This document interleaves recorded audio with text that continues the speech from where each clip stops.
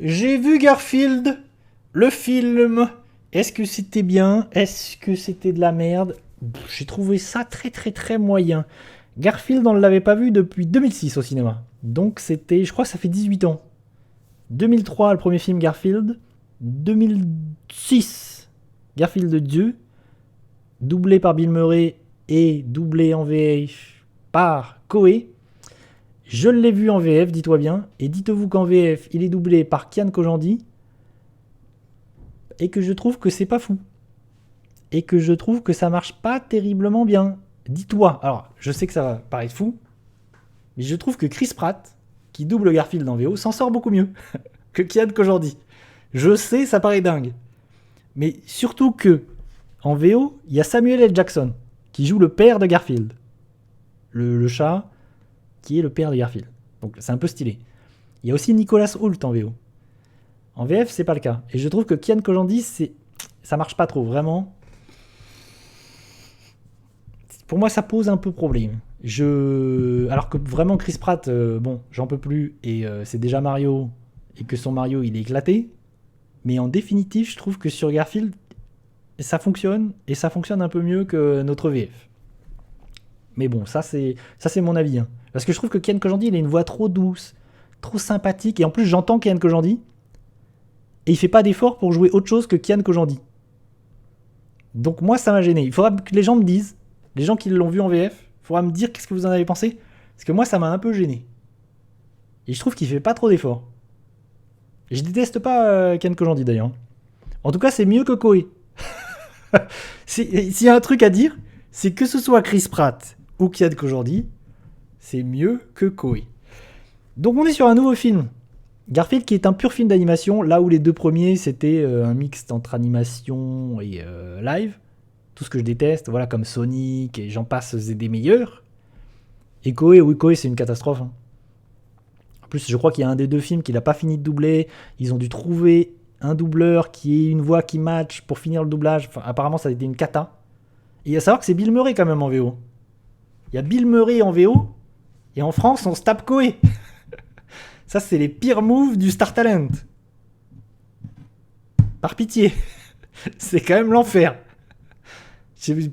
Bref, de toute façon, les premiers Garfield, c'était pas très bien. J'en ai un souvenir hyper lointain. Mais bon, c'était pas très bien. Bref, ce nouveau film Garfield, il est sympathique. Je crois que j'ai mis la moyenne. Parce que je trouve pas ça. J'ai vu des critiques hyper dures, hyper violentes à son encontre. Je trouve pas ça horrible. Je trouve ça juste moyen, sympathique. À savoir que c'est réalisé par Mark Dindal. C'est intéressant parce que Mark Dindal, il vient de Disney. Et il a réalisé entre autres Cusco. Et c'est le même duo d'ailleurs, parce que duo de scénaristes-réalisateurs.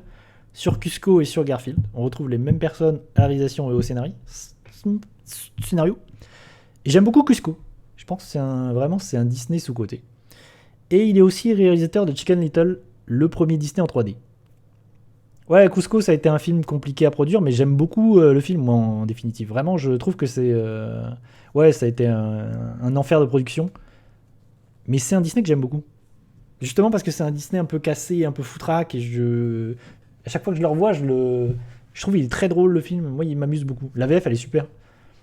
Enfin, c'est vraiment un Disney hyper bizarre. Cusco, si vous ne l'avez jamais vu, il est très très bizarre. Et très cool. Et ce Garfield, du coup, je m'étais dit, ça peut être cool. C'est juste sympathique. Donc, qu'est-ce que ça raconte? Alors, tiens, pour dire un truc, moi, Garfield, je pense que beaucoup de personnes vont se retrouver là-dedans. J'ai découvert Garfield dans Télépoche. Une époque où les magazines pour la télévision, les programmes télévision, je sais pas si ça existe encore. Une époque où on achetait les magazines, les programmes télévision, quoi. Et nous, on avait Télépoche. Et je me souviens, dans Télépoche, il y avait les strips chaque semaine de Garfield. Et c'est comme ça que j'ai découvert Garfield. Et je trouvais ça très cool.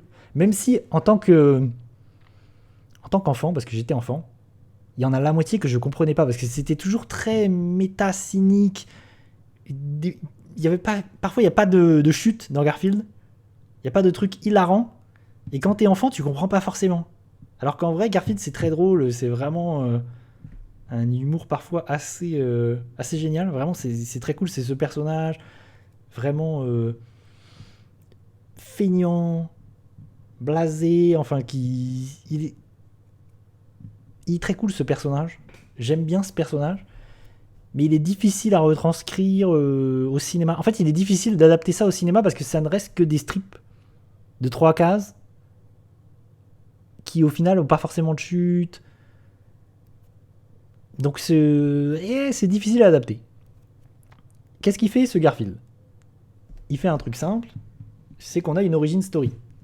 Voilà, le truc vu 4 milliards de fois, on se retrouve avec une foutue origin story, comment Garfield a rencontré son maître, et puis Audi, le chien, comment ils se sont rencontrés.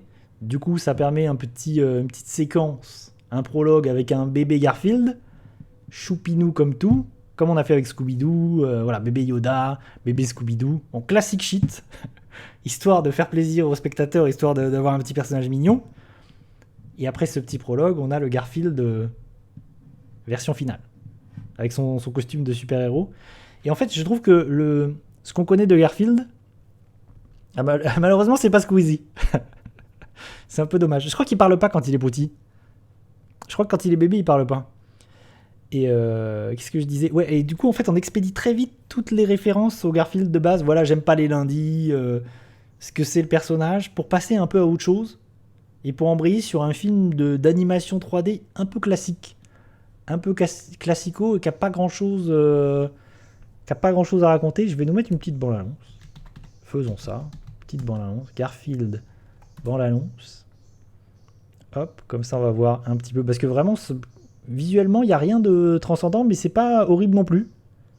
On est sur un film 3D très classique, un peu joli. S'il y a une qualité, il y a un truc que j'ai trouvé très cool. Pour me souvenir des BD, ça fait longtemps que j'ai pas relu Garfield. Enfin, que j'ai pas lu Garfield. Mais des souvenirs que j'en ai, je trouve qu'ils ont réussi vraiment à retranscrire les expressions de Garfield en 3D. Vraiment, je pense qu'il y a toutes les expressions de Garfield, elles sont vraiment reproduites. Et je pense que c'était difficile en plus. De la 2D, de la BD à la 3D, ils ont réussi. Je pense que les artistes, les animateurs, ils ont fait un taf assez génial là-dessus parce que c'est très très bien. Il y a plein de moments où je me suis dit, putain, c'est ça, c'est les expressions de Garfield dans la BD. C'est ça, ça fonctionne. Et ils ont réussi à faire en sorte que ça fonctionne. Parce que transposer ça en 3D, je pense que c'est vraiment difficile. Et en définitive, j'ai pas détesté. Hein.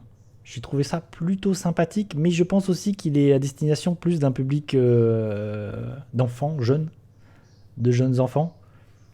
C'est ça qui est un petit peu dommage aussi. C'est que vraiment ça se destine plus aux enfants. Le projet du film, c'est de prendre Garfield et de le sortir. L'idée, c'est vraiment de prendre Garfield et de le sortir de sa zone de confort. Quoi. On prend ce personnage, il est kidnappé en fait au début du film. Il est kidnappé par des antagonistes. Il va retrouver son daron. Voilà, il a un daron qui l'a abandonné au début du film. Il va le retrouver, il va devoir faire équipe avec son daron. Et là, ça devient une parodie de film de casse, de Mission Impossible. Et il y a toute une séquence comme ça, où c'est parodie de Mission Impossible, où il fait équipe avec Audi, son daron, lui-même. Et donc, c'est un truc. Et là, on se dit, ouais, c'est très classique, c'est un truc que t'as déjà vu 1000 fois dans plein de films d'animation. C'est pas extraordinaire, c'est pas nul à chier non plus. On a un antagoniste qui est une chatte très classique, avec un design très classique. Ça fait pas rêver. Mais c'est pas mauvais non plus, il y a des trucs un peu rigolos. Il y a des trucs un peu rigolos où vraiment ce personnage de Garfield qui se retrouve dans des situations où on n'a pas l'habitude de le voir, où du coup il est un peu. C'est un peu amusant. En fait, c'est ça la chose amusante du film, c'est de mettre ce personnage qui est très bien chez lui, dans son fauteuil, qui est feignant, qui fait que bouffer, de le balancer dans des situations où il est perdu, quoi. Où il a rien à faire là. Ça, c'est un peu rigolo et je sens que le film, il essaie de faire ça. Il veut faire ça parce que faire un film Garfield où juste il est dans son fauteuil et il bouffe, il faut l'amener un peu ailleurs. Donc en définitive, c'est un petit peu cool. J'ai pas grand chose à en dire. Je me rends compte de ça là. J'ai pas grand chose à en dire de Garfield. J'ai trouvé ça un peu sympathique. Pour moi, c'est très moyen. Vraiment, c'est très moyen. Film d'animation moyen, moyen bien. C'est mieux que les Garfield 1 et 2. C'est une certitude. Est-ce que ça vaut la peine d'en faire des suites? Je suis pas sûr. Hop, petite bande-annonce. Mais en définitive, j'ai pas passé un mauvais moment non plus. Voilà. Garfield, film d'animation. Est-ce que c'est le meilleur film d'animation que j'ai vu cette année? Je suis pas sûr. En tout cas, il y a un truc qui est bien. Quoique j'allais dire, c'est pas une suite, c'est pas une énième suite. Parce que j'ai vu quoi cette année? J'ai vu Kung Fu Panda 10 000. J'ai vu Moi Moche et Méchant 10 000. Mais bon, certes, c'est pas une énième suite, mais c'est une adaptation d'une BD. Donc, en définitive, c'est une licence. Encore, Garfield, nanani, nanana. Est-ce que cette année, on arrivera à avoir un film d'animation original qui n'est pas une suite, qui n'est pas une licence? Peut-être, parce que je pense à ce film DreamWorks dont j'ai vu la bande-annonce qui s'appelle Le Robot Sauvage. Lui, j'irai le voir. Parce que c'est peut-être l'un des rares films d'animation cette année qui n'est pas une licence, une suite, ce que vous voulez. Le Robot Sauvage de DreamWorks. Je pense que ça... Pourquoi pas? Je suis curieux. Voilà en ce qui concerne Garfield, qui s'appelle Héros malgré lui en français. En France. Voilà.